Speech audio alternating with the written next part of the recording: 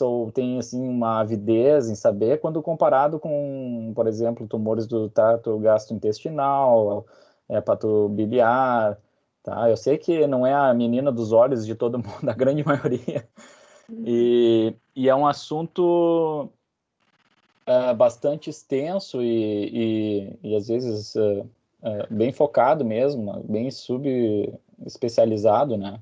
Então, Valorizado, né? exatamente, pouco divulgado, apesar de ser muito prevalente, né? Mas o que eu resolvi, assim, otimizar para não ficar tão cansativo, tanto para mim quanto para todos, né? Eu separei, obviamente, eu vou, hoje vai ser uma aula de tumores de pele não melanoma, tá? E eu vou dedicar em outro momento tumores só melanoma, aula só de melanoma, porque melanoma, principalmente agora nos últimos 10 anos, o melanoma teve um boom, né? Por causa da imunoterapia e outras coisas, e obviamente pelo aumento da prevalência e da incidência.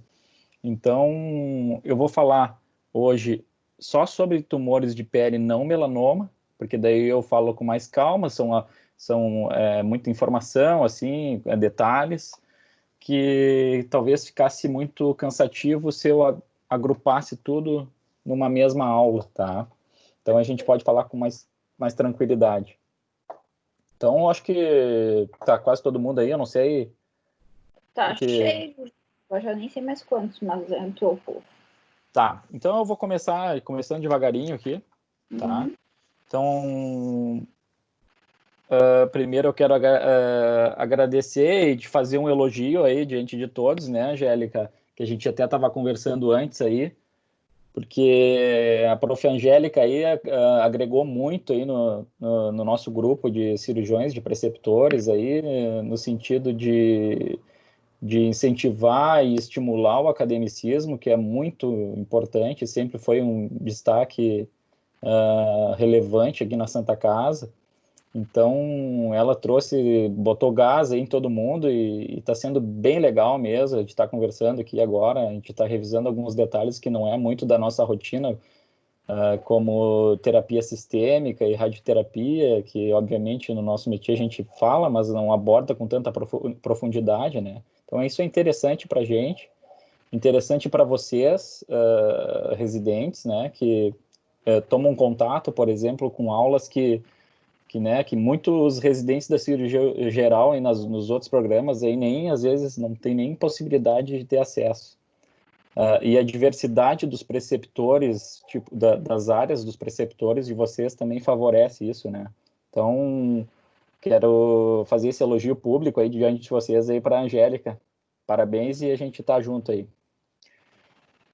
Obrigada. Então tá. Vamos começar aqui então com câncer de pele. Então, como eu comentei antes, deixa eu ver se vai passar aqui agora. Vamos ver. Tá. Vou falar então basicamente no câncer de pele não melanoma. Então, como havia dito anteriormente, é um câncer de maior incidência no mundo, então, né? Apesar do pessoal aí gostar, dos residentes gostarem de fazer cirurgias grandes e a pele ser menosprezada, digamos assim, a gente tem que dar uma importância grande, né? Por ser um tumor de bastante prevalência, né? E 30% do total de câncer, de total dos casos de câncer no Brasil registrados, né? São correspondentes aos tumores de pele. É o câncer, então, de maior incidência, porém de menor mortalidade quando tratado adequadamente. Então, esse é um dos objetivos aqui da aula, que eu quero trazer para vocês, né? Esse cuidado, essa atenção para a pele, né? Que às vezes passa batido, a gente faz porque a demanda é aumentada no nosso ambulatório. Então, a gente tem que tratar essa patologia com maior cuidado, com detalhes técnicos importantes para agregar o benefício, que é muito fácil, né?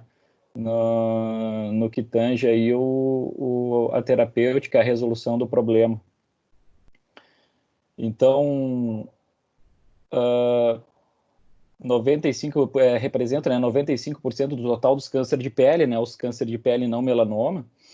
Então, o melanoma, apesar de a gente ver bastante aqui no Santa Rita, ele tem uma percentagem bem menor quando comparado com todos os demais tumores de pele.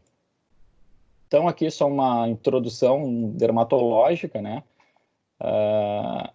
A pele tem basicamente 3 camadas, epiderme, derme e hipoderme, e o nosso foco patológico, digamos aqui, reside na epiderme, né?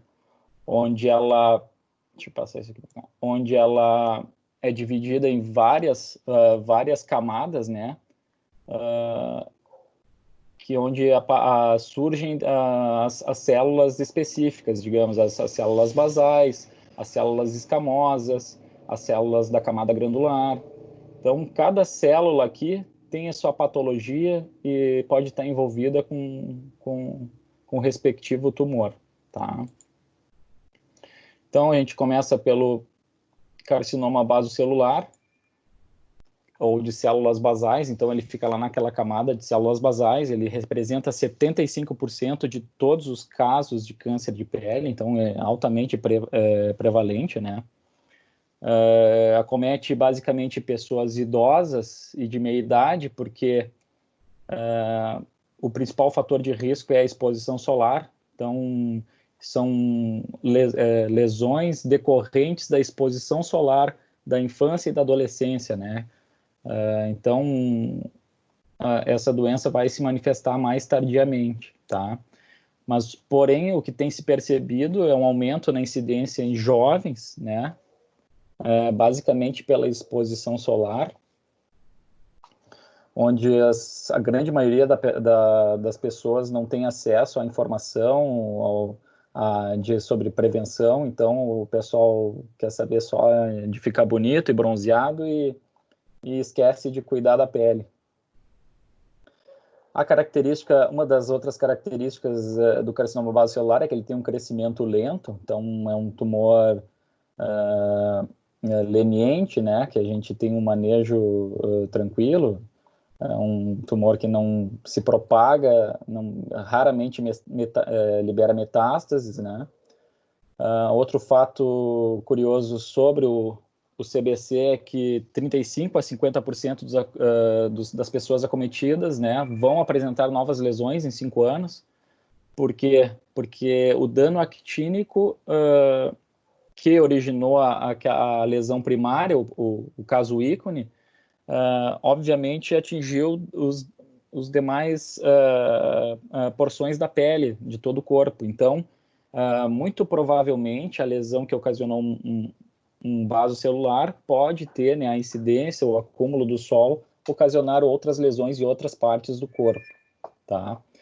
Existem alguns subtipos histológicos, né, de baixo risco, que eu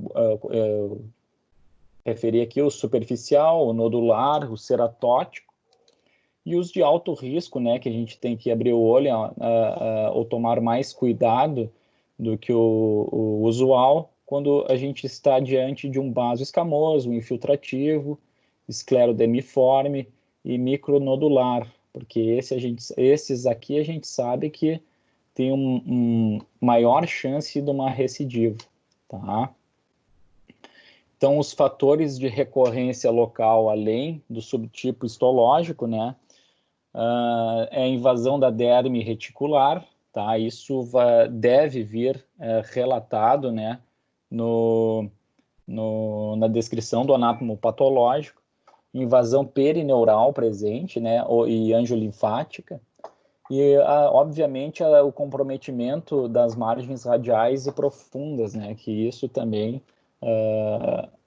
é um fato que provoca ou antecipa a recorrência local. Então, aqui eu peguei essa aula que eu montei para vocês, eu extraí basicamente do NCCN, tá? E do Memorial, porque são duas instituições que são bem organizadas e tem tudo muito bem detalhado, né? ao contrário das nossas instituições aqui no Brasil, infelizmente. Então, eles são bem organizados nessa, estudam e relatam e registram tudo em protocolos. Então, fica melhor esquematizado e mais rico em detalhes de informações, né? Então, esse slide aqui é basicamente um dos guidelines lá do NCCN, que apresenta os fatores de risco e recorrência, tá? Isso é só para exemplificar como é que a gente raciocina no tratamento dessas lesões, tá? As lesões, obviamente, depende da localização e do tamanho, tá? Existem as lesões, fator de recorrência baixo risco ou de alto risco. Tem essas 3 áreas aqui, ó, a área H, tá? Que é a área da face, onde envolve a área central da face, né? O nariz, lábios, pálpebras, sobrancelhas, região periorbital. Então, é a área H de elevado risco de recidiva. Tem a área M, onde é uma área que tem médio risco, que envolve o pescoço, o pré-tibial, tá? A testa, as bochechas, tá? E a área de baixo risco, né? Que envolve o tronco e as extremidades. Aí, excluindo as mãos, obviamente, que ficam mais expostas, as unhas, a região pré-tibial, que está aqui na área M, né? E os pés. Então, o que a gente tem que tomar cuidado, né? As lesões de baixo risco, basicamente, estão na área que a gente encontra na área L e M, devem ser menor que 2 centímetros na L e menor do que 1 centímetro na área M, com bordas bem definidas, tumor primário, obviamente, né? Pessoas sem problemas de imunossupressão, que não foram expostas à radioterapia, e pessoas de baixo risco que têm o subtipo nodular, superficial, aqueles que eu mencionei anteriormente, tá? E, obviamente, aqueles fatores de recorrência local, envolvimento perineural e angiolinfático, tá? E os de alto risco são maiores ou igual a 2 centímetros na área L e M, tá? E todos da área H, né? Com bordas mal definidas, ou um tumor recorrente, em pessoas imunossuprimidas, pessoas transplantadas, HIV positivo, né, ou que usam corticoterapia por algum outro motivo, né, e sítios onde a radioterapia incidiu, pacientes que fizeram radioterapia por algum outro motivo, e tumores com subtipo de crescimento, de padrão de crescimento agressivo, que são aqueles que eu mencionei, micronodular, esclerodermiforme e aqueles outros ali. E envolvimento ali, obviamente, da angiolinfático e perineural. Então, aqui são fotos que eu tirei, algumas eu tirei da internet, alguns são de casos meus, privados, né? A gente pode ver essas feridas que são similares entre si, né? Aqui uma lesão mais grave, acometendo a pálpebra inferior, invadindo aqui a cavidade periorbitária, né? Então, é uma ferida que se caracteriza com um nódulo, né, com bordos rosáceos, né? Ela é bem característica, né? Ou translúcidos ou perolados, né? Às vezes a gente pode ver aqui os vasos, onde a gente vê as ramificações dos vasos sendo translúcidos, ou esse aspecto de pérola que brilha, né? São lesões que geralmente não cicatrizam, né? O paciente se queixa disso. Algumas apresentam-se ulceradas pelo próprio crescimento tumoral, né? Ou por lesão, a gente coça, aqui o paciente coça e forma essas lesões ulceradas que eventualmente sangram. E essa aqui é uma lesão que aparentemente é pigmentada, né? Que pode muitas vezes aqui simular um melanoma, né? Então, isso aqui é um vaso celular pigmentado. O tratamento cirúrgico estándar, padrão, é remoção cirúrgica, tá? Com o bisturi. Obviamente que essa decisão, esse é o estándar que tem o maior chance de cura, né? A menor chance de recorrência em 5 anos, em torno de 96%, segundo essas meta-análises relatadas no NCCN, tá? É um tratamento que tem 96% de chance livre de doença em 5 anos. Só que o que a gente tem que levar em conta no tratamento cirúrgico é a localização da doença, as comorbidades do paciente e a questão funcional, cosmética, que isso também traz muita preocupação no tratamento ou na queixa, na preocupação do paciente, tá? O paciente não quer remover, não quer ficar com a cicatriz, ou não, a gente não quer ficar com enxerto, então a gente pode lançar mão do que? Da radioterapia, ou se o paciente também não tem condições de passar por um tratamento cirúrgico, a gente pode lançar mão da radioterapia, tá? Existem relatos na literatura, aqui, algumas meta-análises, que evidenciam a recorrência de 8 a 10% em 5 anos, tratando primariamente a lesão com radioterapia. Então, são resultados considerados muito bons, né, para a modalidade. E é muito aplicada também naqueles idosos que também têm inúmeras lesões, né? Aquela síndrome de Gorlin, que são inúmeros carcinomas basocelulares, pessoas que desenvolvem ou têm inúmeras lesões que, obviamente, não querem ser submetidas a inúmeros procedimentos cirúrgicos, a gente pode oferecer a radioterapia, tá? Com esse índice de resolução em 5 anos, que gira em torno de 8 a 10% de recorrência em 5 anos. Então, o resultado é bom, tá? O tratamento tópico, né? Eu botei aqui o imiquimod, que é muito utilizado pelo pessoal da dermatologia, né? Evidencia uma taxa de resolução de 85% em 5 anos, deixando o paciente livre de doença em 5 anos, em torno de 85% dos pacientes submetidos ao imiquimod. Então, o imiquimod a gente raciocina mais ou menos com as mesmas indicações, com lesões pequenas, né, com um paciente com múltiplas lesões, com carcinomas basocelulares. Então, a gente pode lançar a mão do imiquimod, um tratamento tópico. O que é o imiquimod? Ele promove uma reação imunológica do organismo, ele provoca e combate a lesão onde a gente passa o produto em cima, por exemplo, de um vaso celular, ali ele vai promover uma reação imunológica para atacar aquela lesão, que a gente espera uma resposta em torno de 6 a 8 semanas, a gente já obtém uma boa resposta no ponto de vista de volume de doença. Tratamento sistêmico é uma droga nova que entrou agora no mercado, né, o Vismodegib, né, que é o inibidor da via Hedgehog. A via Hedgehog ela é muito importante na formação fetal e embrionária, então, obviamente, está contraindicado em gestantes, o Vismodegib.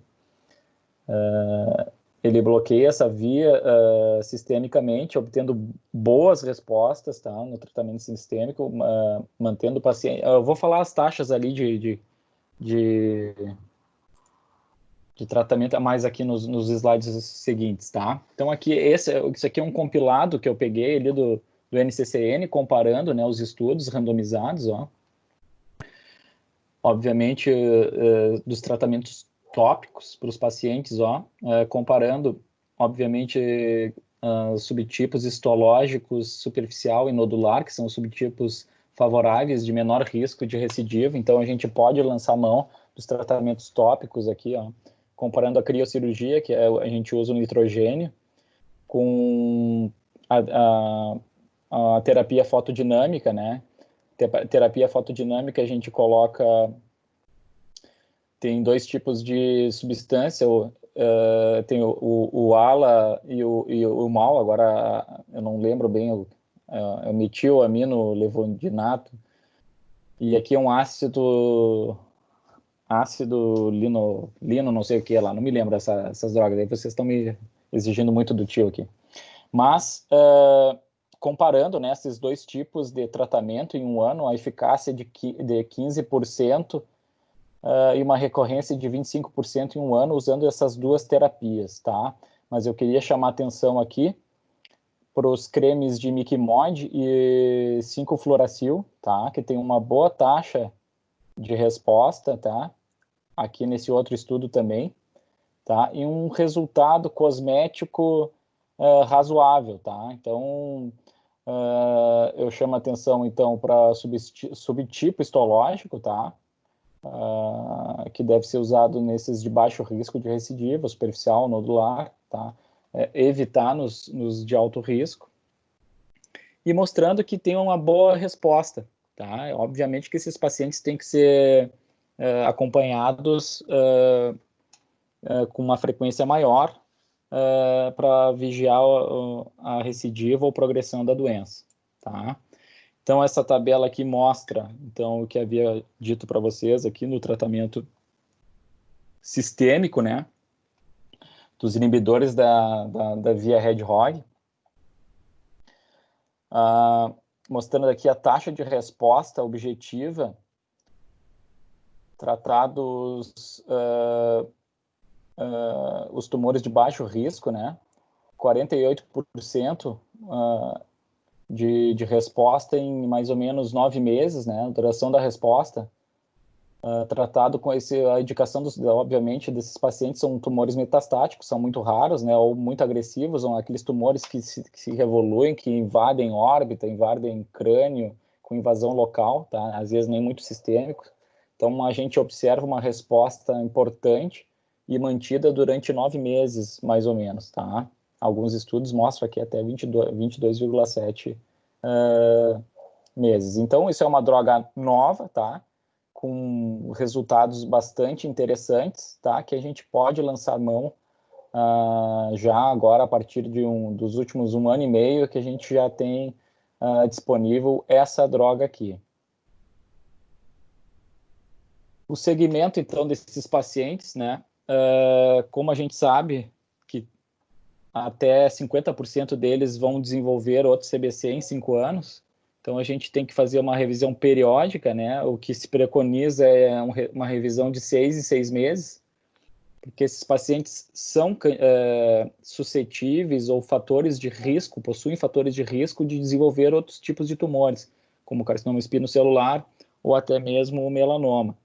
Então, são pacientes que têm que manter as visitas periódicas frequentes, tá? Ou com o cirurgião, e sem dúvida nenhuma com o dermatologista para fazer as avaliações de toda a pele. Educação fundamental, né, quanto ao cuidado à exposição solar, e estimular o autoexame, tá? O autoexame, porque o paciente vem e te diz o que ele percebeu de diferente, ou algum nódulo, ou alguma adenopatia. Isso a gente sempre tem que alertar nas consultas periódicas, tá? O carcinoma espinocelular ou escamoso, então,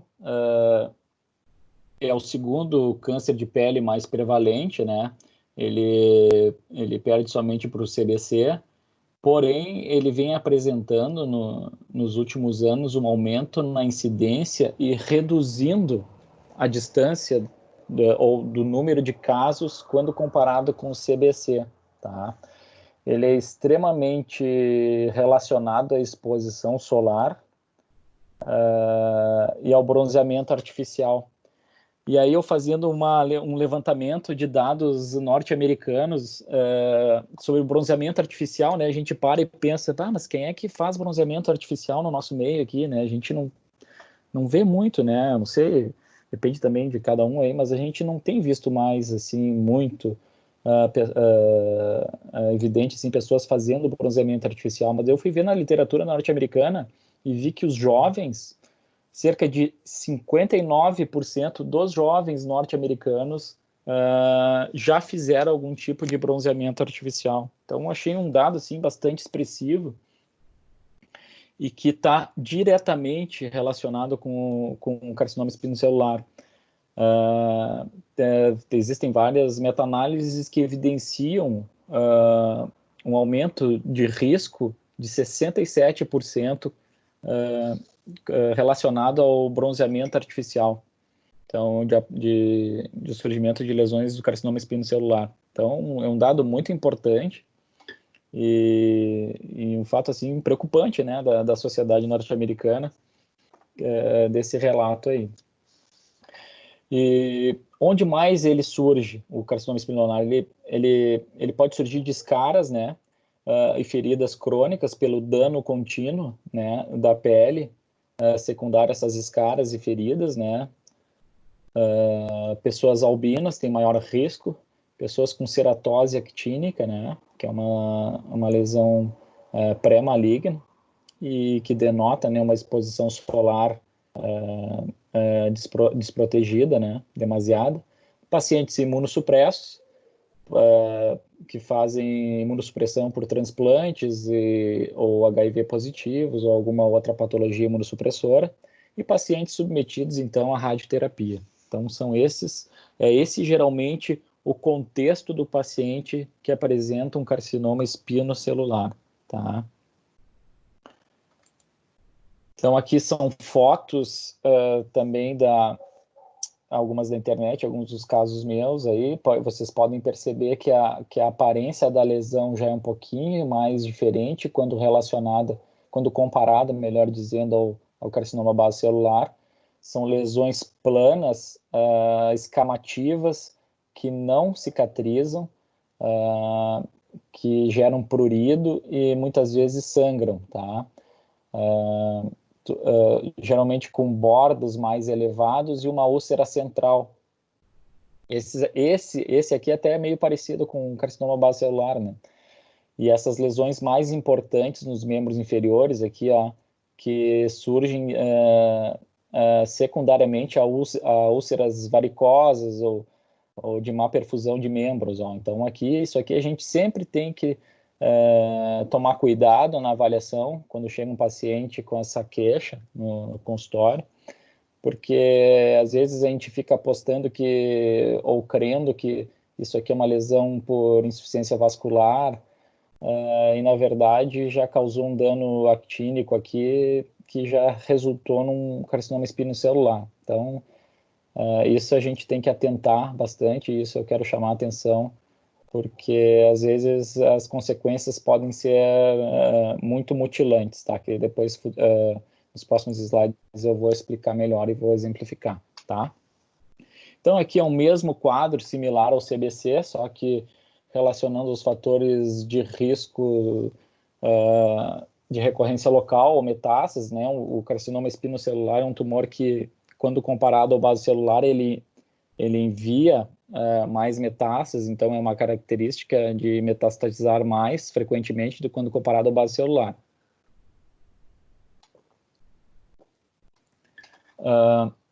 Então, são as mesmas áreas aqui abordadas, os mesmos princípios de tamanho, tá?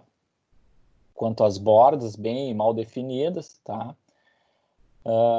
Alguns detalhes aqui, ó, que eu mencionei aqui na história natural do carcinoma espinocelular, que é o paciente imunossupresso, o sítio da pele irradiado, previamente irradiado, ou com processos inflamatórios crônicos, como úlceras, né? É um tumor que muitas vezes pode crescer rapidamente e pode, obviamente, determinar a invasão e comprometimento neurológico de membros, né?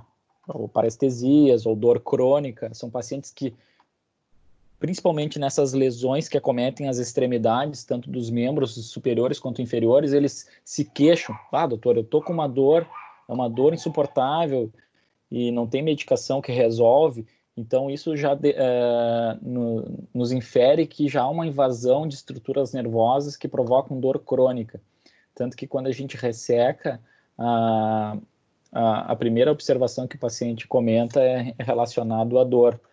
Apesar do procedimento cirúrgico, a dor é uma queixa bem menos frequente no pós-operatório imediato, tá?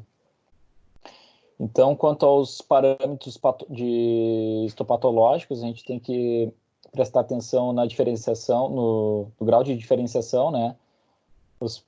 As doenças de baixo risco apresentam-se bem diferenciadas ou moderadas, né? Essas de baixo risco, e de alto risco elas são, obviamente, pouco diferenciadas, tá? A gente tem que prestar atenção também aqui na profundidade ou na espessura do tumor, tá? Tumores menores do que 6 milímetros são de baixo risco, acima de 6 milímetros são tumores de alto risco de recidiva, tá? E, obviamente, envolvimento perineural, linfático e vascular. Então, o tratamento ótimo, padrão, standard, né? É, obviamente, o tratamento cirúrgico, tá? Com remoção total da lesão. Aí vem surgindo, mas quanto é que eu dou de margem, tá? A margem para os tumores de baixo risco, eu vou falar dos de alto risco, que são que a gente tem que se preocupar mais com a recidiva. A gente trabalha sempre com uma margem de 0,5 centímetro a 1 centímetro, tá? Mas obviamente que a gente tem que levar em conta a topografia de onde o tumor se encontra. A gente não vai dar uma margem de 1 centímetro na face do paciente. Então, hoje é aceitável e até é uma recomendação de que se faça uma margem mínima de 0,5 centímetros em lugares onde a cicatriz vai comprometer função estética ou qualquer outra função, né, de membros. Então, o tratamento cirúrgico é o tratamento de escolha e o que dá melhores resultados, tá? A radioterapia é um bom tratamento e o raciocínio é basicamente o mesmo quando comparado com o vasocelular, tá? A gente tem uma taxa de recorrência com a radioterapia isolada de 6 a 10%, tá? Obviamente que tem estudos que nos mostram que tem uma recorrência em 5 anos de 30% para tumores acima de 2 centímetros, então, de diâmetro. Então, obviamente, a gente vai tentar evitar a radioterapia quando possível, é claro, para tumores acima de 2 centímetros, tá? Porque a recidiva a gente sabe que aumenta de maneira importante, tá? A radioterapia também é bastante usado na adjuvância, tá?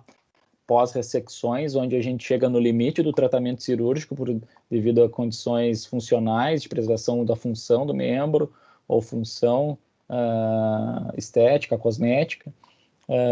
Então, a gente complementa com radioterapia quando há envolvimento perineural e quando há margens comprometidas, tá?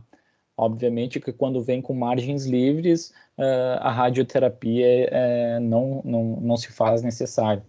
Então, a indicação de adjuvância radioterapêutica é quando há envolvimento perineural, né? E quando há margens positivas e a gente não tem como ampliar a margem devido à manutenção da função do membro ou quando o paciente não quer não quer ficar com uma cicatriz muito grande, um defeito morfofuncional importante. O tratamento tópico, eu chamo a atenção no caso específico do espino celular, no tratamento das lesões pré-malignas, tá? Lesões pré-malignas é ceratose actínica, aquelas manchas senis. Então a gente pode lançar a mão da crioterapia, do 5-fluoracil tópico, do imiquimod, terapia fotodinâmica, tá? Então, o tratamento tópico a gente usa basicamente para evitar lesões, ou para, digamos assim, tratar lesões pré-malignas, tá? Principalmente no carcinoma espinocelular. E o tratamento sistêmico, é um tumor que é sensível basicamente acabei de ganhar um beijo aqui. É um tratamento que a gente usa basicamente as platinas, né? Pode lançar mão do 5-fluoracil e dos inibidores de crescimento epitelial, tá? Que é o cetuximab. Eu tenho aqui os quadrinhos aqui para exemplificar. Então, os princípios do tratamento, né, estão aqui expostos, como eu já comentei anteriormente, tá? Chamando a atenção aqui nos tratamentos das lesões pré-malignas ou carcinoma in situ, que é o carcinoma de Bowen, né, o carcinoma espinocelular.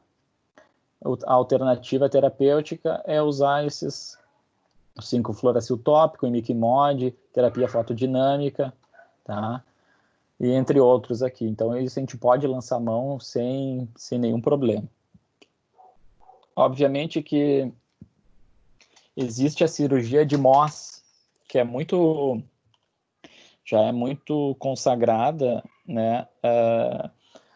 No centro do nosso país, bastante utilizada. Aqui também, em Porto Alegre, tem muitos dermatologistas que já desenvolvem com bons resultados. A cirurgia de Mohs, micrográfica de Mohs, o que é? É o cirurgião, a gente opera a lesão, a gente pinta as bordas da lesão e avalia as bordas com o microscópio dentro da sala operatória. Então, a gente precisa de um bom patologista, um patologista treinado nesse tipo de procedimento, a cirurgia de Mohs, além do cirurgião especializado na cirurgia de Mohs, tá? Então, eu vejo a cirurgia de Mohs aqui no nosso meio, principalmente, muito limitada sob esse aspecto. A estrutura tem que ser muito bem montada, os profissionais que executam tem que ser muito bem treinados, tá? Porque é uma decisão que a gente tem que tomar na hora. É uma cirurgia excelente do ponto de vista para que ela se propõe, porque nós podemos fazer uma cirurgia muito mais econômica do ponto de vista de ressecção de pele, quando comparado com a excisão ampla, né, que é o que a gente faz basicamente aqui. Então, a cirurgia de Mohs é um bom artifício, ela ainda é muito cara do ponto de vista econômico, obviamente por causa da falta de oferta no mercado de profissionais que a executam, né, e de reunir os patologistas que também têm um treinamento. Então, a cirurgia de Mohs, ela é muito bem indicada para face, naquelas lesões ali onde eu mostrei de pálpebra inferior, a gente tem que economizar o máximo de tecido viável para não perder a função ou não causar um dano para que deforme o paciente, né? Então, e tem os mesmos resultados, muito similares, do ponto de vista de recidiva a longo prazo, quando comparado à ampliação, à excisão ampla, né, do que a gente faz. A vantagem que a gente vê nas meta-análises é quanto às margens comprometidas, né, que são superiores nas ampliações de margem amplas com o bisturi, né? Então, esse é o detalhe da cirurgia de Mohs. A cirurgia de Mohs pode ser usada também no vaso celular, com as mesmas indicações, com os mesmos objetivos. Eu deixei para comentar aqui na cirurgia de Mohs, para não repetir aqui no espinocelular, tá? Então, falando dos princípios da radioterapia aqui, só para acrescentar o que eu já falei anteriormente, alguns detalhes, que ela deve ser fracionada, né, em áreas que são pouco vascularizadas ou áreas que têm muita cartilagem, como orelha e nariz. E aqui aquelas indicações que eu falei anteriormente, ó, com envolvimento perineural, anjo linfático e em determinadas situações de alto risco, tá? Quando vem com margens comprometidas, ou após esvaziamento axilar, a gente pode complementar com radioterapia. Então, aqui são os princípios da terapia sistêmica, né? Onde não se indica terapia sistêmica, obviamente, né? Nas doenças localizadas. Quando a gente vai lançar mão de uma radioterapia combinada com tratamento sistêmico, a gente prefere usar a quimioterapia e não a imunoterapia, porque a radioterapia ela sensibiliza bastante o tumor em relação, e otimiza o tratamento quimioterápico, tá? Baseado em platinas, tá? Obviamente que a gente não vai associar a radioterapia com imunoterapia, tá? Isso já não está indicado. Então, quando é que a gente vai lançar mão da imunoterapia? Quando tem doença sistêmica e não tem indicação ou é contraindicada a radioterapia. E a droga de eleição é o cemiplimab, tá? Que é o inibidor, do crescimento de tecido epitelial. O carcinoma espinocelular ele é muito semelhante ao tratamento ao tumor de células, pequenas células do pulmonar, né? O tratamento é bem similar. Usamos um pembrolizumab, que é um anti-PD-1, com boas respostas, tá? Então, esse slide aqui é só para mostrar para vocês que existem possibilidades de tratamento sistêmico, porém, com não tão bons resultados assim como a gente está acostumado a ver a outras patologias. Obviamente que a imunoterapia está entrando com tudo e a gente pode conseguir agora, daqui a pouco tempo, melhores respostas sistêmicas, né? Porém, a gente consegue agora, só que não por muito tempo, né? A gente não consegue sustentar essas respostas por muito tempo, infelizmente, no carcinoma base celular ou no espino celular. O segmento basicamente é o mesmo, quando comparado ao CBC, tá? Revisão de 6 em 6 meses, juntamente com dermato, para fazer dermatoscopias e cuidados de novas lesões, educação e cuidados contra exposição solar, e estimular sempre o autoexame. Outra patologia é o dermatofibrosarcoma protuberans, né, que é um sarcoma de pele, basicamente de pele, de baixo grau, tá? Ele tem uma incidência de 4 casos por milhão nos Estados Unidos, né? Geralmente apresenta-se, né, com lesões amplas devido ao diagnóstico tardio, né, ou às vezes diagnósticos equivocados. A taxa de recorrência local varia de 10% a 60%, né, devido, obviamente, ao manejo não adequado, né, dessas lesões. Às vezes tratam como se fosse um vaso celular ou alguma outra lesão menos agressiva, e por isso que essas taxas de recorrência variam tão amplamente, né? A taxa de metástase no diagnóstico varia de 1 a 5% dos casos, então ele metastatiza muito pouco, né? E a ressecção cirúrgica deve sempre atingir margens de 2 a 4 centímetros, tá?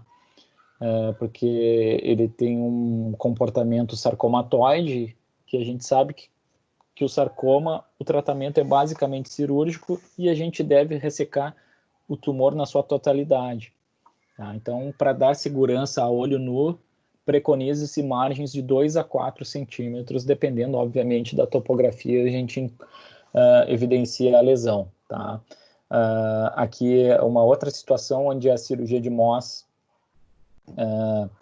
tem bastante importância, principalmente quando essas lesões acometem face, alguma estrutura mais evidente do corpo, né?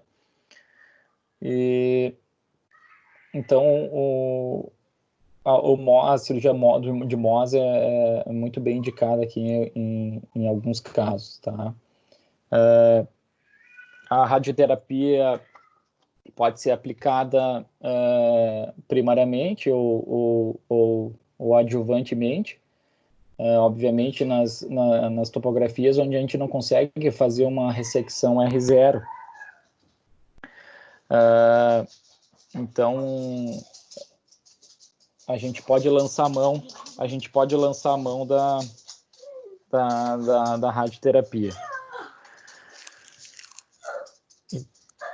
O tratamento sistêmico a gente pode fazer com imatinib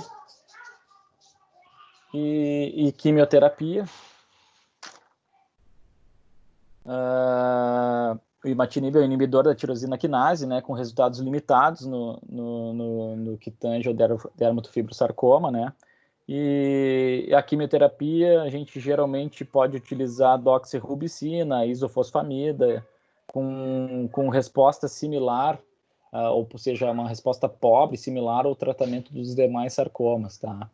Então, o dermatofibrosarcoma, protuberans, são lesões que a gente tem que tratar basicamente com excisão ampla para evitar taxas de recorrências superiores a 10%.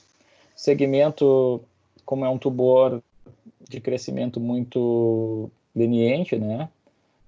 Pode ser feito de 6 a 12 meses, com exames de imagem e exame físico. Então, aqui eu trago algumas lesões do dermatofibrosarcoma. Pode ver que são lesões, geralmente, quando chegam ao diagnóstico, bastante volumosas, né? Devido, às vezes, pela negligência do paciente, nesses casos, obviamente, né? Ou, às vezes, por estar tratando inadequadamente, com margens comprometidas e até chegam a esse ponto que aqui, nesse caso, a gente é obrigado a fazer uma amputação para a gente obter margens adequadas. E por último, e não menos importante, o carcinoma de células de Merkel, né? Que é uma neoplasia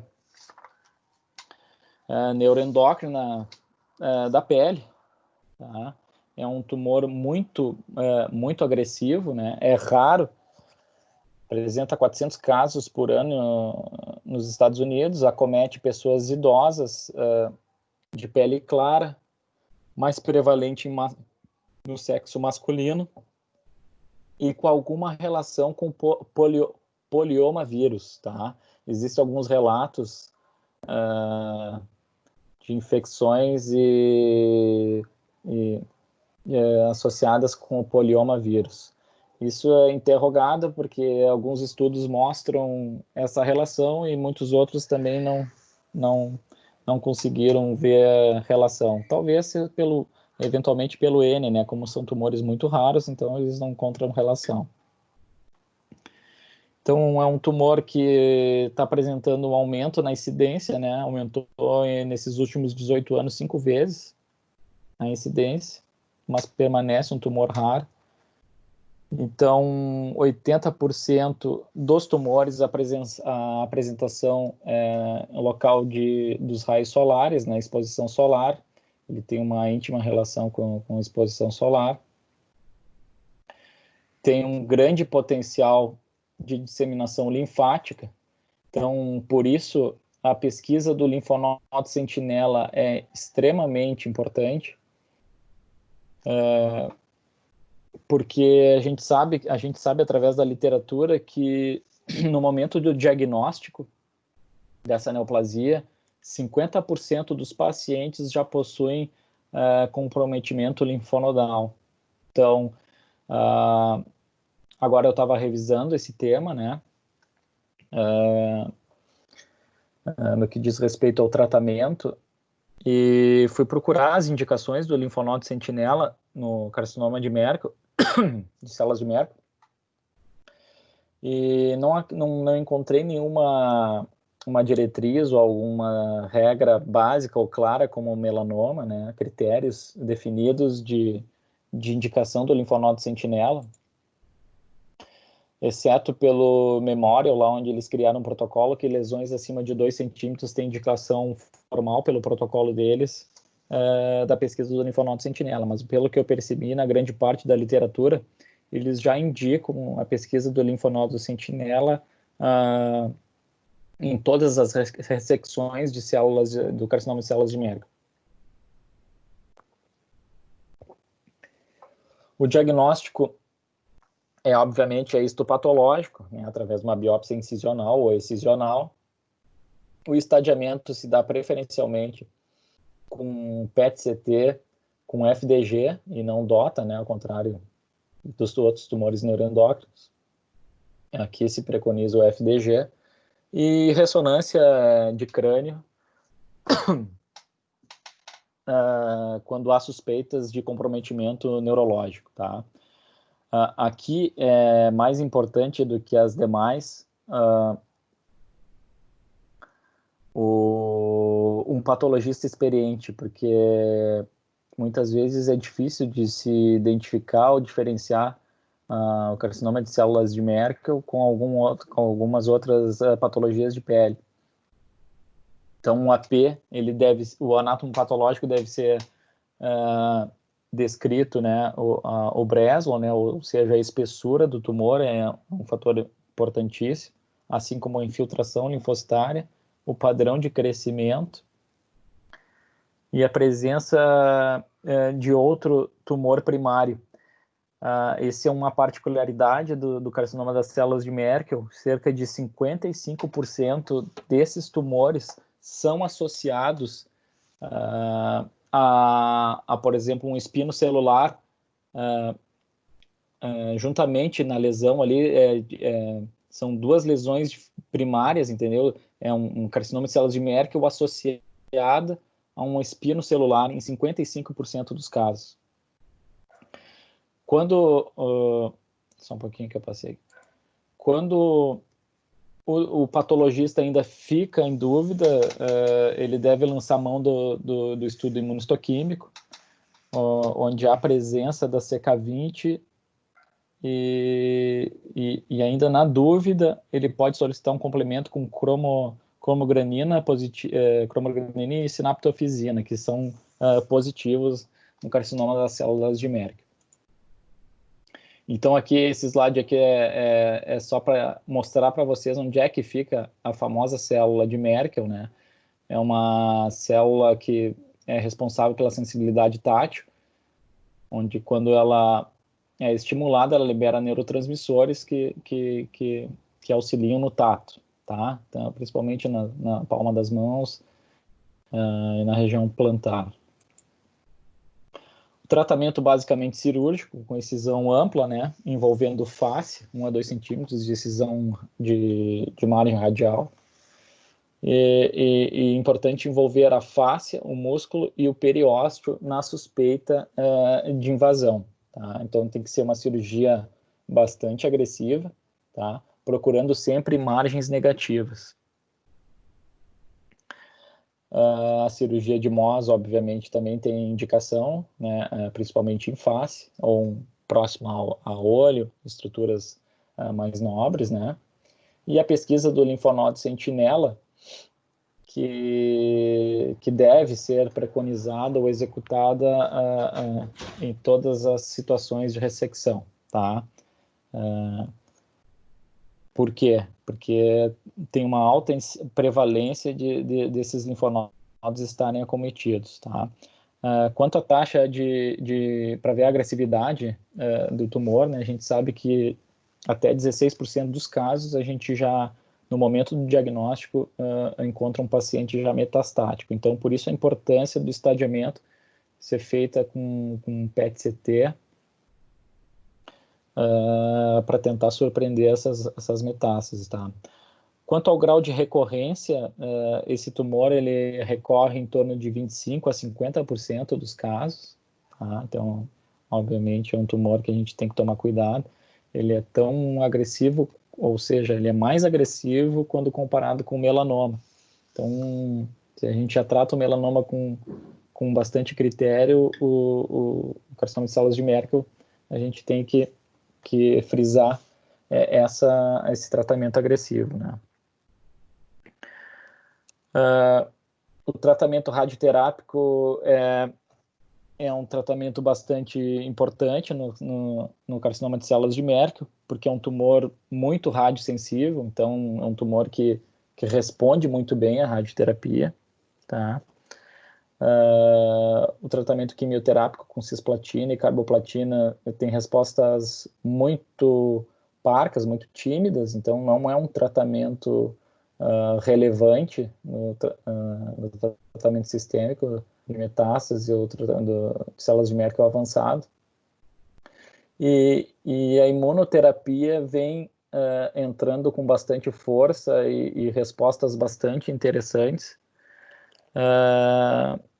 que vem demonstrado, e nesses estudos não randomizados, uma superioridade já significativamente comprovada, né, do pembrolizumab, do nivolumab, dos inibidores dos anti-PD-1, quando comparado com os quimioterápicos. Então, tratamento de primeira linha, se não houver tratamento sistêmico de primeira linha, se não houver contraindicação, a gente deve lançar mão da imunoterapia.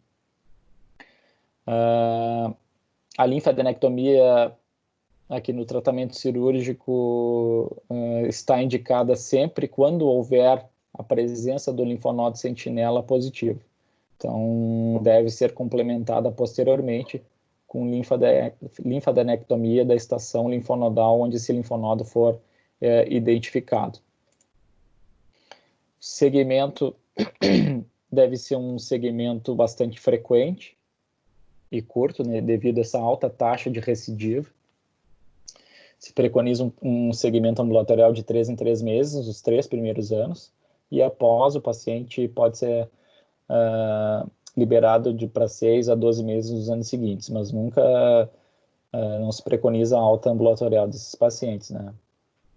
No exame ambulatorial, a gente tem que, obviamente, fazer o exame físico da pele e principalmente das estações linfonodais, lançando mão de ecografia para avaliar essas estações linfonodais. Obviamente com PET, tomografias e raio-x de tórax periodicamente. Então, aqui para encerrar, eu acho que eu estou me estendendo já. Isso aqui é um caso meu, bem recente, tá? De um paciente de 70 anos, que eu quero... É o típico exemplo de um paciente mal manejado por outros colegas, tá? Que não da área, que sempre acabam vindo para a gente tratar. Então, a história desse paciente aqui é um paciente de 70 anos, tá? Que sofreu um acidente há uns 4 anos atrás, tá? Pode ver que tem uma cicatriz ampla aqui, esse aqui é o membro inferior direito dele. Ele apresentou fratura exposta nesse acidente automobilístico. Ficou com fixador externo, teve osteomielite, então teve durante esses 4 anos, e apareceu essa lesão aí, na qual foi tratada com ressecções mínimas, sem critério, tá? Então ele veio até mim, ele viu que a coisa não estava evoluindo, foi encaminhado, e apareceu no ambulatório com essa lesão aí, de mais ou menos uns 5,5 centímetros de diâmetro, tá? Na região pré-tibial. Então, obviamente, eu fiz exames de estadiamento que vieram negativo, tá? A gente partiu por uma ampliação de margens bastante agressiva.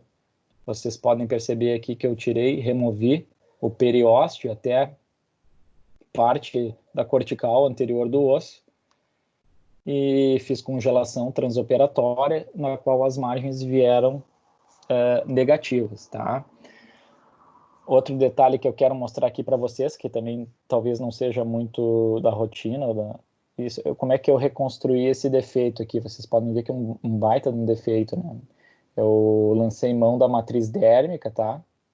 Que a gente cobre o osso e todas essas estruturas aqui, músculo e subcutâneo, e coloca por cima dessa matriz dérmica aqui um enxerto de 10 milímetros de pele.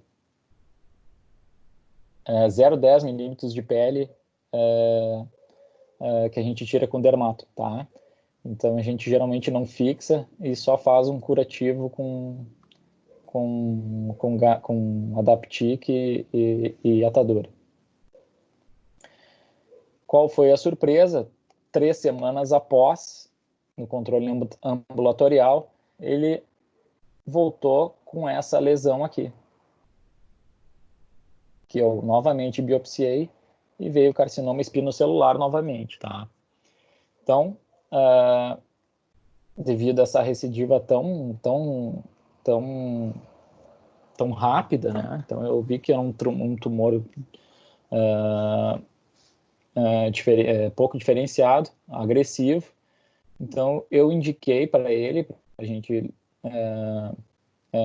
oferecer a chance da cura dele, após obviamente fazer um reestadiamento e ver que ele era negativo, de amputar um membro, tá? Porque a história sempre é a mesma, a gente vai tirando pedacinho, pedacinho, pedacinho, essa lesão vai crescendo e a gente muitas vezes perde o paciente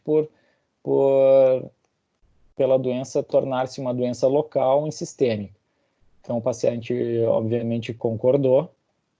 Esse aqui foi o planejamento cirúrgico, né? A gente deu uma margem boa aqui do coto e planejamos já o retalho.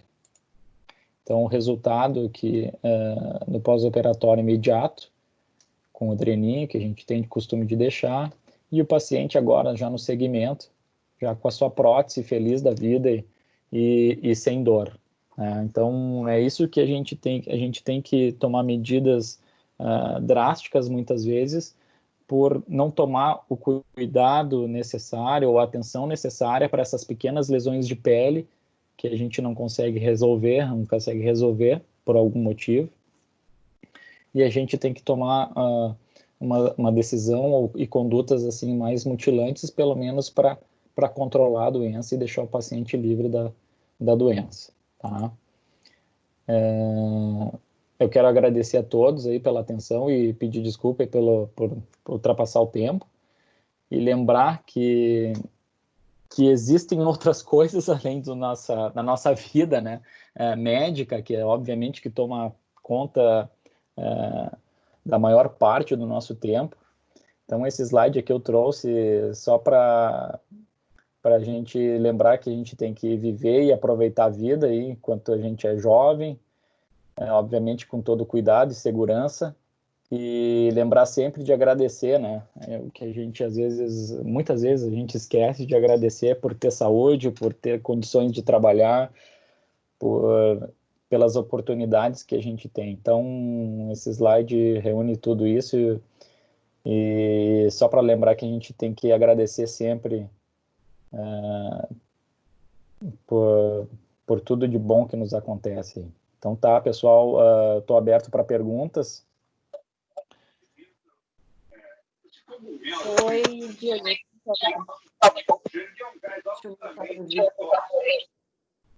Muito bom. Adorei essa foto. Tchê, eu tenho uma pergunta para ti, na verdade, uma dúvida primeiro e depois uma pergunta. A questão do bronzeamento artificial é o que eu entendi mesmo? É 67% de risco aumentado para espino celular? Para espino celular. 67%. Uma meta-análise que eles reuniram inúmeros estudos, obviamente, lá do NCCN, chegaram a esse número absurdo. Então, é uma coisa bem importante, às vezes, que o pessoal não leva em conta, né? Mas 67%, até eu fiquei impressionado. Bah, e outra coisa que eu queria te perguntar, assim, uma pergunta bem bobinha, assim, mas tu teria alguma dica para dar para os guris com relação à infiltração de anestésico local quando vão ressecar um tumor de pele? Porque Ótima às vezes pergunta. eles não... É uma coisa básica, assim, mas que às vezes escapa, assim, do... Infiltração para biópsia ou para ressecção de lesão para diagnóstico.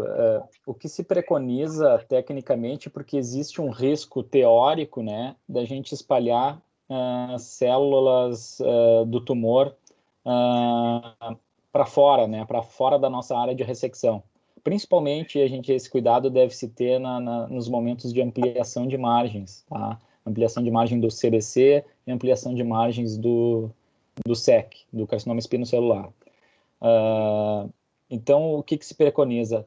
Entrar 90 graus em relação à pele, perilesional, nunca nunca em cima da lesão, sempre fora, na parte sadia da pele, 90 graus e injetar o anestésico.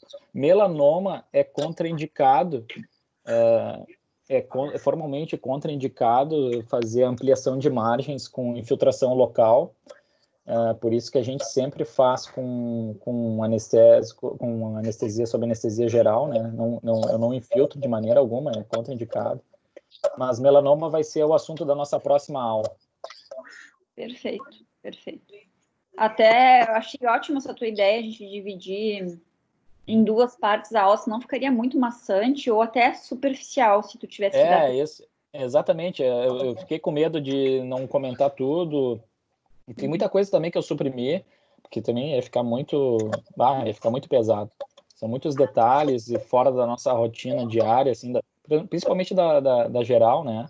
Então, é só para dar uma noção, assim, e alertar sobre os cuidados, que a gente tem que levar muito a sério, porque as consequências podem ser bem ruins, né, para o paciente. Doutor Diego. Oi, professor. Como é que vai? Tudo bem? Tudo bem, graças a Deus. E o senhor? Eu vou bem. Em primeiro lugar, te cumprimentar, né, pela tua aula. Estava ouvindo aqui com muito interesse, né? Só reafirma a tua expertise aí na área de tumores de pele, né? É uma área que tem um foco todo especial, está se desenvolvendo muito, então te parabenizar pela qualidade da aula, né? Obrigado, professor. E pela didática, pela forma como tu apresentasse, excelente. E novamente, né, Diego, aproveitar a oportunidade para cumprimentar a doutora Angélica também pelo esforço e pela organização da parte didática aí da nossa residência, Sim. que está indo muito bem. Muito bem, muito bem. Então, são aulas eu já tinha comentado, mas são aulas de alto nível, assim, todas as que eu tive oportunidade de assistir. Então, parabéns para vocês, eu tenho certeza que essas aulas estão sendo muito importantes aí para os nossos residentes. Sem dúvida, professor. Muito obrigado. Merece. Abraços aí para vocês.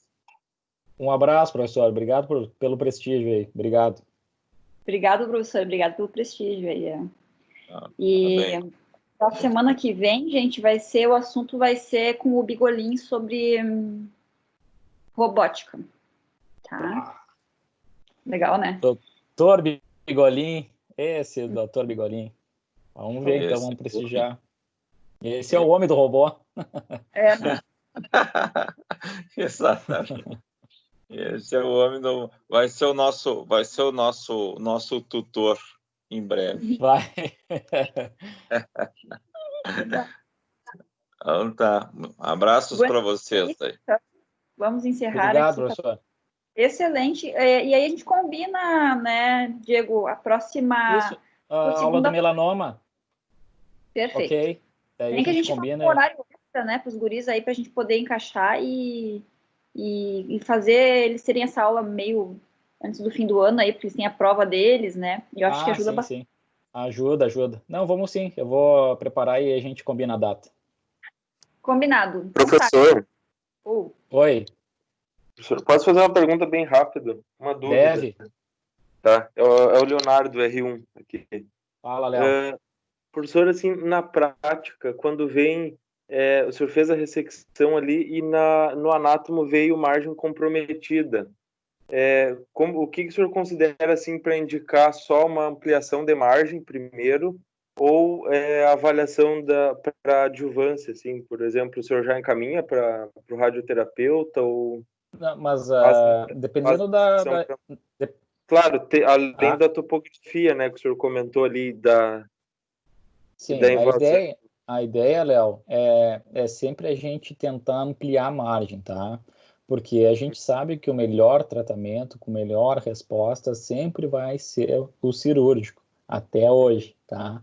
Obviamente que isso pode mudar no futuro com os imunoterápicos, tá? Com a medicina individualizada. Mas o que a gente tem à luz de hoje é que a gente preconize sempre a ampliação de margens, independente da topografia. É o que a gente deve sempre buscar. Obviamente que a gente vai conversar com o paciente. A medicina cada vez mais está sendo individualizada, personalizada, mas a gente sempre tem que buscar a ampliação de margem cirúrgica. Esse é o melhor resultado. Sempre.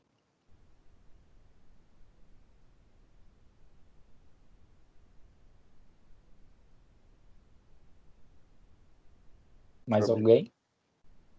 Era isso. Obrigado. Tá, nada, Léo. Acho que encerramos então, né? A gente já está aí 8h15. Encerramos, vamos jantar, né? Vamos tomar um beer night. Parabéns, Diego. Muito bom, viu? Valeu, Angélica. Estamos juntos. Boa noite. Boa noite. Boa noite, pessoal. Boa noite.